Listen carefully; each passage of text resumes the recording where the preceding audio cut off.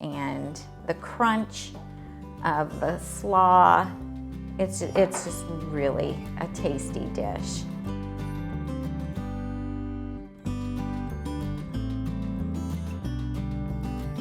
Hi, I'm Tammy, the creator of the Nutmeg Notebook blog and YouTube channel, and we're here today in the Nutmeg Notebook kitchen.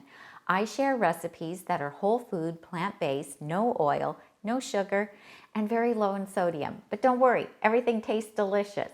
So today I'm going to share with you a recipe for my fruity coleslaw. It's just something that I came up with and my family really likes it.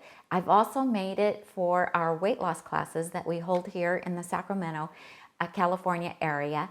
And the participants in our classes absolutely love it, and they always ask me for the recipe. And I thought, wow, I just need to get this written up and put it out there so other people can enjoy it.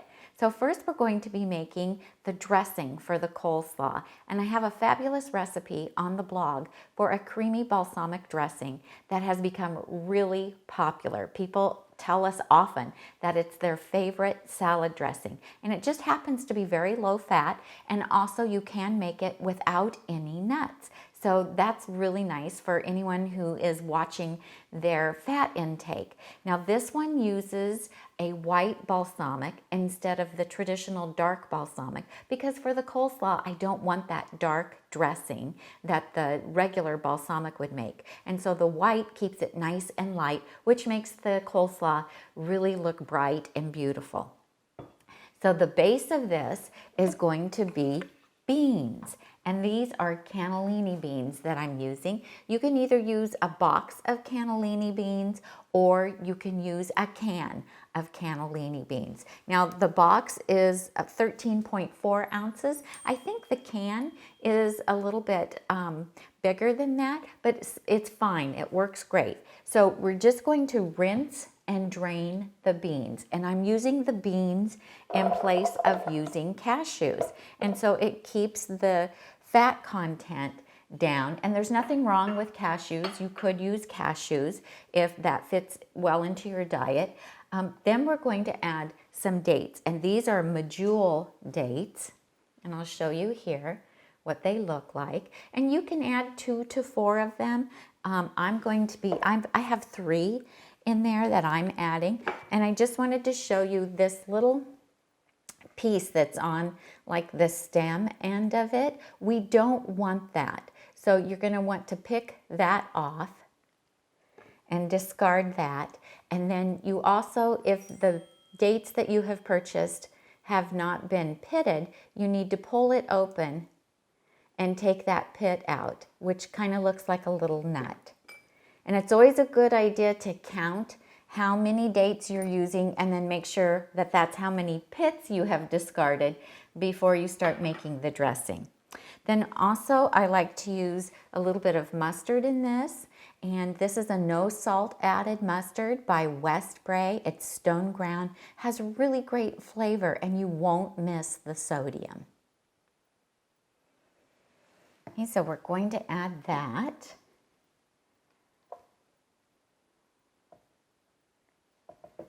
And then, of course, ½ a cup of the white vinegar. Now, I buy that one at Trader Joe's, but every store that I've been in, even a Safeway store, has a white vinegar.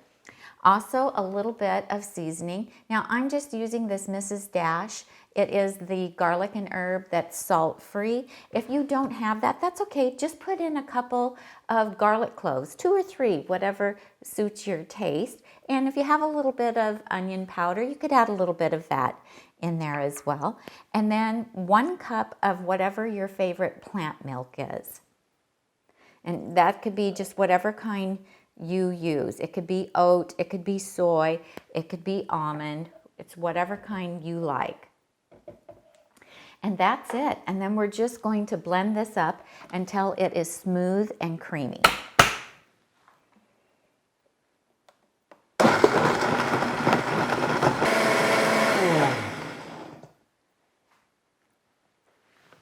Okay, so I'm using a Vitamix blender. If you don't have a high-powered blender, then I would just suggest that you take and soak the dates first in some boiling water. Just put them in a small dish, cover with some boiling water, let them soak for probably at least 30 minutes, and then drain that water off. And then a regular blender should be able to blend this up and make it nice and creamy. Because really the only thing that's a little bit tough in this would be the dates. Okay, so I'm done making the salad dressing, and it doesn't take very long. You only have to let it go in the blender for maybe like a minute or so, just depending on how soft those medjool dates are. So let's have a look. See how creamy that is? And it's a nice light color, which I really like for coleslaw. Some people also tell me they use this for a potato salad. So I'm just gonna get in there. I don't like to waste anything in the blender. And I'll link to this spatula. This is such a great spatula for the blender because it can get down in there and get down by the blades and get things out. They also make, Vitamix actually makes one too. And this is really great because it will go underneath the blade. So if you have something sticky in there or thick, like our cheese sauce, it works really great for that. Okay, so we have the dressing ready to go. And now I want to show you the slaw. So I have 16 ounces of coleslaw mix that I just bought. And sometimes if it doesn't have a lot of red cabbage in it, I'll slice up a little bit of red cabbage and add to it. But you can make your own coleslaw too. And I just like about a pound is good. And if I'm making this for a great big group, I actually double this recipe. So I would make, to serve like 12 to 14 people, I would double the recipe because it's so good, people will come back. And I find that the coleslaw mix doesn't usually have enough of shredded carrots in it, and I really like the look of the shredded carrots, so I'm adding another cup of shredded carrots to it. And so then what makes this really fun is the crunch from some celery. So this is 2 stalks of celery, and you know, this is just an idea too. If there's something that I'm using that you don't like, leave it out. If there's something you like more, go ahead and add to it. If you can't find the coleslaw mix, you could use the broccoli slaw. That would work really well too. Then I also have a couple of apples that I cored and diced, and I used, I'll show you, let me dump these in first, and I'll show you what I used to make them all a nice uniform size. Is the Vidalia Chop Wizard. And what I do is I take the apple and I core it with a little apple core, and then I slice it into slices so that I have round rings with the apple core cut out, and then I just place those on top of here, and it has the nice little grid, so it will cut them all evenly, and it's super easy. So I use this a lot. It's great. And I can link to that down below too. Then I also have fresh pineapple. Now, if you don't have fresh pineapple, you could use frozen, you could use canned, or you can substitute some other fruit. Like I like to make this with grapes. It's really beautiful with red grapes or green grapes that are cut in half. But I didn't have any. I did have a fresh pineapple, and so I just went ahead and used my fresh pineapple. Now you can use like 1 to 2 cups of this, and you could use mango if you have mango. And I'll show you, I have a really great device for cutting pineapple. I learned about this from my friend Heather, who has the Butterfly Effect plant-based weight loss YouTube channel. Check her out. She's got great recipes, and this is super easy to use. I actually have a video on how to use this, and it makes buying a fresh pineapple a breeze. I used to buy it already pre-cut, like at Costco, until I learned about this and how easy it is to cut your own. So I have that in there. And then this is, believe it or not, it doesn't look like a lot, but this is 4 of the little mandarins, you know, the little cuties. And these seem to be available now all year long. And so we'll just add those in here as well. And those are super easy to find now and to to peel. Usually they're really easy. For some reason, some of mine were kind of hard to peel today, and I do use this little citrus peeler. So it has this little cutting edge, so you can go around 2 directions all the way around the orange or the mandarin, and then it helps you get the peel off easily. So then you just mix this together, and when I'm making it in a really large batch in an even bigger bowl than this, I'll put on my rubber gloves, my food handler gloves, and I will mix it up that way because that seems to do a much better job than doing this with a spoon does.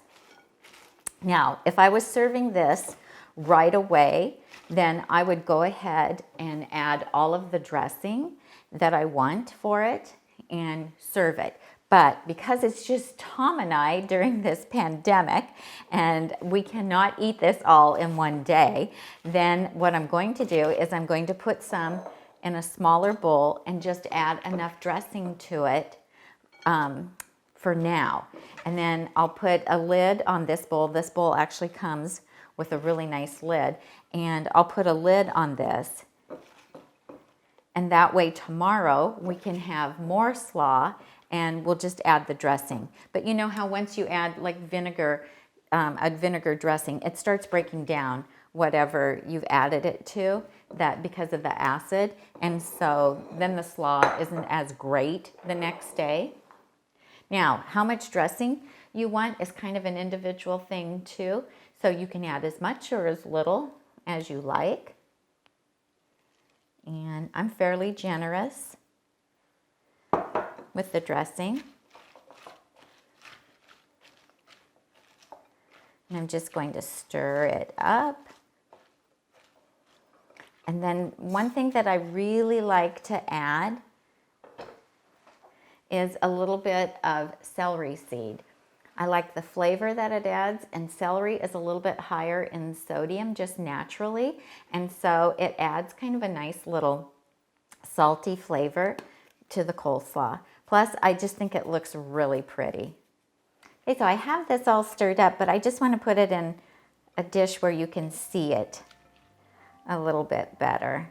It's really good, you guys. All that sweetness from that fruit is in there, and then you have the contrast with the vinegar based dressing and the crunch of the slaw. It's just really a tasty dish, and everybody just seems to really love it. So let's just give it a little sprinkle of the celery seed. That adds a really pretty look to it, as well as a little bit of saltiness. And there you go. Fruity coleslaw. I hope you'll try it and that you enjoy it, and feel free to make substitutions with whatever vegetables that you have, whatever fruit you have on hand, and have fun. Thank you so much for joining me. Make sure you subscribe to the blog, give me a thumbs up if you enjoyed it, hit the bell so you'll get notifications, and go over to the blog at nutmegnotebook.com and subscribe there. I'm Tami, and I help you get healthy and stay healthy one meal at a time.